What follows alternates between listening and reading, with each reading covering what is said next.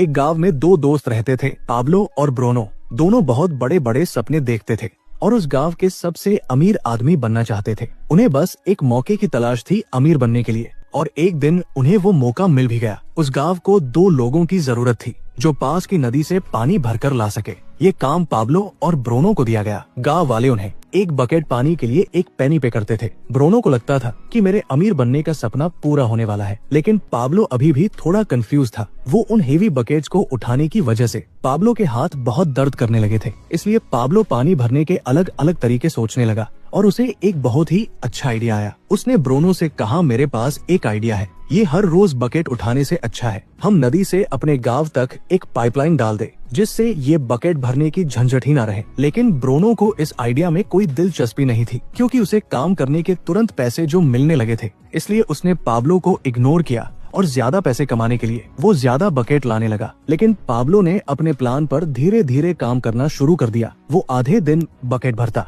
और बाकी के टाइम पाइपलाइन बनाता। उसे पता था ये काम बहुत मुश्किल होगा और पाइपलाइन बनाने में 1 से 2 साल लग सकते हैं, लेकिन उसे अपने आइडिया पर भरोसा था, इसलिए उसने पाइपलाइन के लिए काम जारी रखा। कुछ महीने बाद ब्रूनो और गांव वालों ने उस पर हंसना शुरू कर दिया, क्योंकि 1-2 महीने में उसका कुछ खास काम नहीं हुआ था। इसलिए गांव वाले उसे पाब्लो द पाइपलाइन मैन कहकर उसका मजाक उड़ाते थे। और दूसरी तरफ बकेट भरने वाले ब्रूनो की इनकम डबल हो चुकी थी। वो एक बड़ा घर खरीद चुका था, उसकी लाइफस्टाइल बदल चुकी थी। ब्रूनो जब वीकेंड्स पर मजे करता तब भी पाब्लो पाइपलाइन के लिए खुदाई का काम करता था। और कुछ ही महीने बाद पाब्लो की आधी पाइपलाइन बन चुकी थी, जिसकी वजह से उसे पानी भरने के लिए अब आधे रास्ते तक ही आना पड़ता था। इससे उसका काफी टाइम बचने लगा और वो पाइपलाइन बनाने में ज्यादा टाइम देने लगा। इधर कुछ महीनों बाद ब्रूनो को रियलाइज हुआ कि रोजाना इतनी बकेट उठाने से उसका शरीर अब पूरी तरह से थक चुका था। अब वो पहले जितना पानी नहीं ला सकता था, जिसकी वजह से वो बहुत परेशान रहने लगा। और इस तरह महीने गुजरते गए, पर पाब्लो ने अपनी पाइपलाइन पर काम जारी रखा